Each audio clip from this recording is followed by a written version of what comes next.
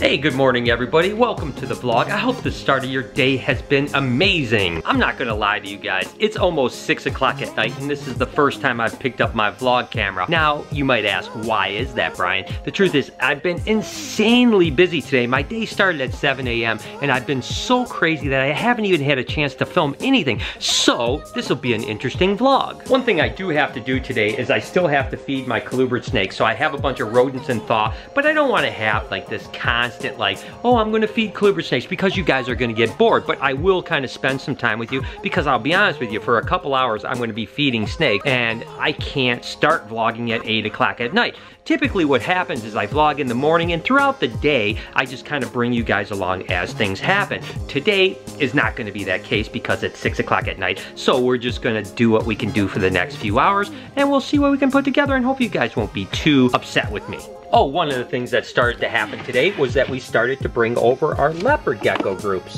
There they are. Hello, little leopard geckos. So these guys are coming out of hibernation. Today we brought over a handful of groups. We still have a lot more in hibernation, but by tomorrow, all the leopard geckos will be up and we'll start to feed them and start breeding them really quick. Being that it's at this time of the year, I expect that we're gonna have eggs in probably about 4 weeks from now. It's gonna be fast and furious. My buddies Ben and Lorenzo came by and they just wanted to show me a couple of new acquisitions. Of course, these are one of my favorite frogs. And remember, I just went to Josh's Frogs recently and saw these guys. These are what they call Amazonian milk frogs. Now again, they're from the Amazon and they basically stay up in the trees and in areas that actually have a lot of water in them. They're kind of a nocturnal frog, so during the day they're gonna hide most of the time, but during the nighttime they're usually jumping around with those big wide eyes, and I just love the way they look. Sometimes these guys are actually even called panda frogs because you can see these interesting color and pattern. As babies, they're actually pretty much just black and white, and then they develop their adult color as they get older. So if you want a frog that's going to be a really cool display animal like a milk frog, it's pretty awesome. It's a great display animal, but it's not going to be a pet that you're going to take outside and show your friends off around the barbecue, if you know what I mean. And then there's the red-eyed tree frog that's absolutely gorgeous. This is another Central and South American animal, and just take a look at those eyes. I mean, woo, those eyes are absolutely ridiculous. And look at the blue right down here that's really vibrant underneath their legs. Now, again, this is an animal that's again nocturnal, and those eyes are actually used as a defense mechanism. It's typically gonna shut its eyes and kind of go up into a ball so you don't see any of the blue or the red or anything like that. And it's gonna be camouflaged into a tree leaf, essentially. But what happens is that if a predator figures out, hey, there's a frog and I wanna eat it, what's gonna happen is they're gonna open those big red eyes up, and sometimes just that startling of big red eyes will actually scare the predator off. So that's pretty cool too. Maybe I'll have to get some of these. As a matter of fact, when we do our zoo, we're definitely gonna want some amphibians in some really cool displays. And red-eyed tree frogs, yeah, they're gonna be in there for sure. While we're at it, let's see if we can feed Snoop Frog.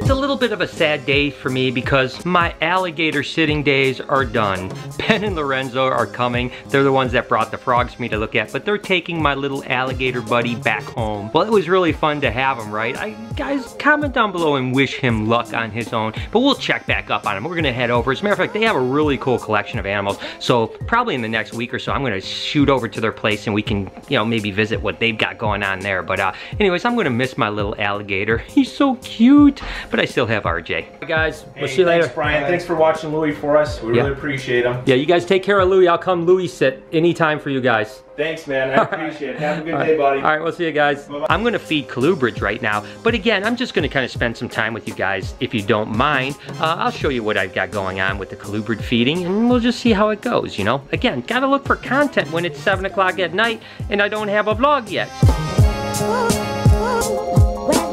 You know, since I'm not able to take you guys around and kind of enjoy whatever I'm doing today, and you guys are just stuck with me here feeding because I started vlogging so late in the night. You guys are going to learn a little bit more about my philosophy behind what I do in life. You know, so I started breeding snakes really because I wanted to keep a career in that field, whether it was whatever it was. I mean, you know, it didn't matter really what I was doing. I just wanted to be around animals. And so I started breeding snakes, and for many, many years, and I've said this before, for all kinds of years, all I really thought about about was being one of the biggest collections in the world. Now, it didn't matter if I was the biggest. It wasn't an ego trip or anything like that, but I just wanted to have a mammoth collection, and I wanted to just provide all these great animals if I possibly could. You know, for many years, I always told people I was like the quiet one. Like, no one even knew that I existed almost, because I stayed really quiet. And for probably my first 18 years in business, I had one of the largest collections, probably the third or fourth largest collection in the world. And as if you asked majority of people in the reptile world who had the biggest, say, top 20 collections,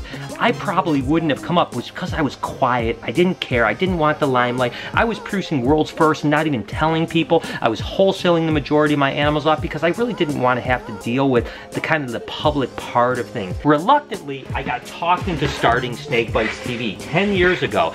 And everything kind of changed in my life. Not in a bad way, in what I consider a really good way. I found out that I really loved teaching people about animals. I loved taking people from being fearful of animals to loving them. To say like, oh my God, I was afraid of snakes, and because Brian, you were so passionate, it made me want to keep snakes, and it became addictive. You know, it became like, it made me feel better about myself. I guess what I'm saying is that I've never really liked the sales side of selling snakes, in all honesty. I don't like attaching a dollar amount. I realize it's a necessary evil. I have to attach a dollar amount because that's how I have to pay my bills. You know, I've got a crew, I've got a family, I've got all these things to consider, and I gotta pay the bills, so I've got no choice. I know people in the snake business that their favorite part of the snake business is selling snakes, the art of the deal. I'm the opposite. I don't like the deal. I don't really even do deals. I let my front office help do all the deals because I'm not really into it. I just want to produce snakes and work with snakes and so like that. So anyways, my point is, I started loving interacting with you guys and teaching and learning and educating and getting people over their fears. And that's really, it changed my life. And for 9 years, I went from all I cared about was growing BHB to one of the biggest collections in the world and working with all these animals. So all of a sudden, what I really cared about was changing even one person's mind. That's what mattered to me. You know, I always tell people that in actuality, if you have 100 snakes or you have 1,000 snakes, the work isn't 10 times the amount. It's definitely more. It's maybe 2 times the amount or 3 times the amount. But you know, the commitment to keep 100 animals is almost the same as the commitment to keep 1,000 animals, really. But it's not like it's actually 10 times the work. It's just the fact that, let's face it, if you have to clean 100 cages, there's not a big difference between well, I guess there is a big difference, but let me feed this snake real quick.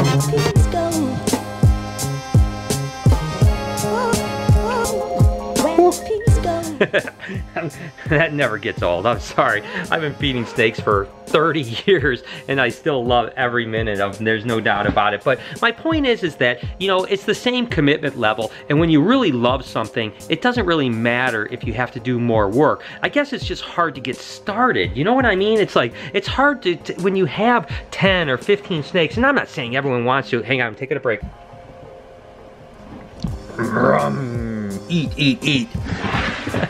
You know, again, I think it's the hard part is the fact that to get started on something. You know, people ask me, I mean, absolutely the most common question I ever ask is, how do I get started, Brian? You know, how did you get started? And the truth is that every person's gonna start a little bit different. You know what I mean? It's like, what worked for me isn't gonna necessarily work for you. I mean, for me, you know, it was a pretty simple thing. I, you know, started when I was really young, and I spent every penny, every minute, everything, just putting everything into the growth of my business. So, you know, I would, you know, a trick that I used all the time was that you could go to a breeder and buy a wholesale package. So let's say at the time snowcorns were $50 a piece, but I could buy 10 of them for $30 a piece. So I could buy 10 for $300, and then what I would do is I would sell 4 or 5 of them off for $50, and then I would only have $50 or maybe $100 into 4 or 5 animals. And that was the way I was able to grow, is because I didn't have the money. I didn't come from money. I didn't have the money to buy snakes and grow and grow and grow. So I would buy animals and sell animals to get to fund the animals that I would keep. Does that make sense? And it worked for me. Can that work now? I don't know. I mean, maybe it can. It just depends.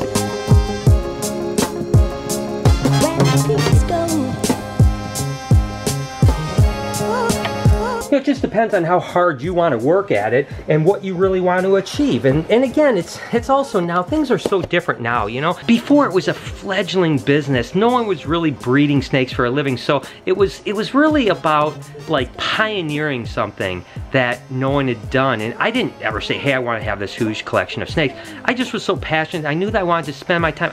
I would work 3 times harder than I would if I just got a job, because I wanted to spend my life with reptiles or around animals. So for me, it was like, I don't know if there's a future in this, but I love it so much that I will work harder than anyone could ever work just to potentially do something that I really love.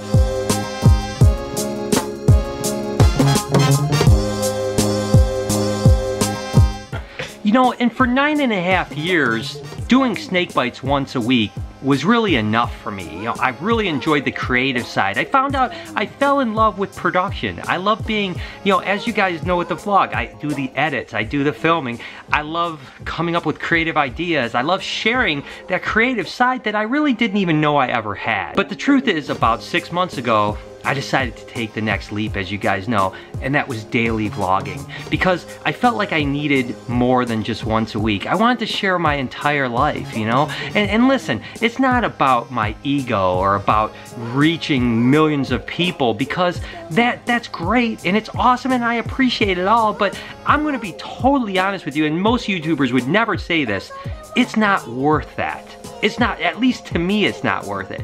The amount of accolades and success and all those things, to me, it's not worth the amount of work and energy that I put into this, because that's not what's important to me. I mean, don't get me wrong, I appreciate it. It feels great when someone recognizes you and tells you, it's awesome, thank you. But it's not enough for me to work the countless hours that I work. It's because I love it. It's because I love interacting with you guys. I love sharing my life with you guys and learning about you, and I can't wait till 9 o'clock in the morning Eastern time and upload the video so that I can read your comments and interact with you guys. That has been amazing. So it's been an interesting transition, but hey, I still love the animals. I always will.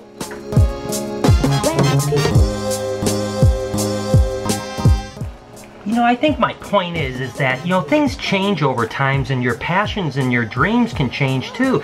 And there's nothing wrong with changing your direction. Again, I still love my animals. I still have a nice collection of animals. I'm really looking forward to hopefully getting the zoo opening so we can share even more passion with people and not have to really worry about the commercial side of breeding. I will still continue to breed snakes, but I would love to even put more energy into the educational side. And you know, I think it's funny when people think that they understand what your motives are in life when they really don't. You know, no one knows why I do the things I do. And it's interesting when I see people write things, why I do things, that I'm arrogant or that I'm doing because I want to be famous or whatever. And I think it's just kind of funny because these people don't know me. They don't know who I am. They have no idea. I mean, that couldn't be further from the truth. Like I said, all of that's not worth it to me. I mean, yeah, it's nice to get accolades and recognition, but that can't be why you do something like this. You've got to love it. You know, when you wake up in the morning, you got to want to do something. You know, you can't just have some kind of like illusion that you know, oh, I'm doing it for the fame or for. There's a lot easier ways to make money and to get where you want to go. So, but I love it and I want to keep doing it. You know, I realized when I started to daily vlog that not every vlog was going to be exciting and unbelievable. That's just kind of the way it goes. So I do want to apologize. I hope you guys are enjoying maybe hearing some of my philosophy, seeing what I'm doing feeding, but I realize that it's not as exciting as most of my vlogs or a lot of my vlogs. So I do apologize, but I hope you guys are still enjoying spending time with me. I like it.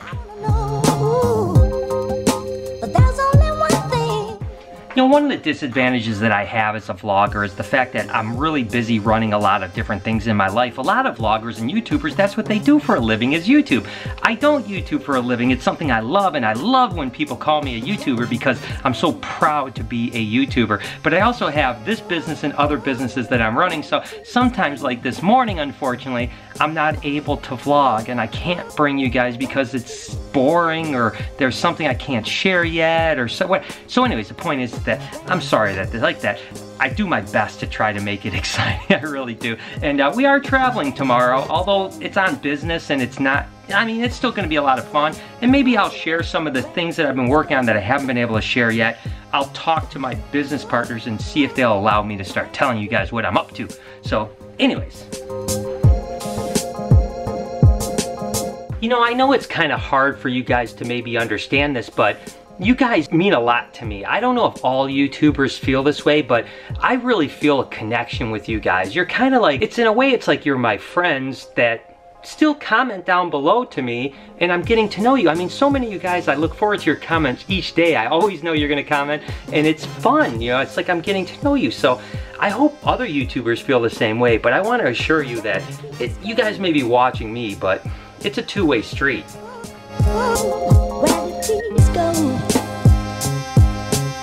You know, I know it may seem weird, but in all honesty, you guys hanging out with me while I feed snakes after a really long day, I've already been going for like, 13 hours, it made it go by quicker. You know, I enjoyed your company because, maybe I'm filming this, you're watching it later, but the fact is I almost feel like I've got you guys with me, and that made, so thank you for allowing me to share this with you. It was awesome. So that's it, guys. It's about 9 o'clock at night. It's been a pretty long day, and I have a travel day tomorrow. So really the next 3 days are gonna be a little crazy because I've got a long trip to St. Louis tomorrow, well, Sykeston tomorrow, and then I'm there for 1 day, and then I have a meeting on the way back, and then I have to drive home. So it's gonna be a really bizarre 3 days, but I'm gonna do the best I can do to bring you guys some fun content. We do have some pretty cool things involved, and again, I'm gonna try to tell you why I'm at these meetings. I'm not sure if I can mention it yet, but I'm gonna do my best to figure out if I can start to talk about this thing and bring you guys along. Regardless, thank you so much for joining me on this kind of unusual vlog, and let me know what you guys think. I mean, did you like learning some things about me? Did you think it sucked because I should just show a bunch of animals? What should I do when I get into a situation where I haven't vlogged all day and I have to come up with content for the vlog? I'd like to know your guys' opinion. Give me some ideas down below and maybe I'll do them. You guys have an absolutely amazing day. You guys are amazing and I love you guys so much. Make sure to smash that like button and hit that notification bell for me, please.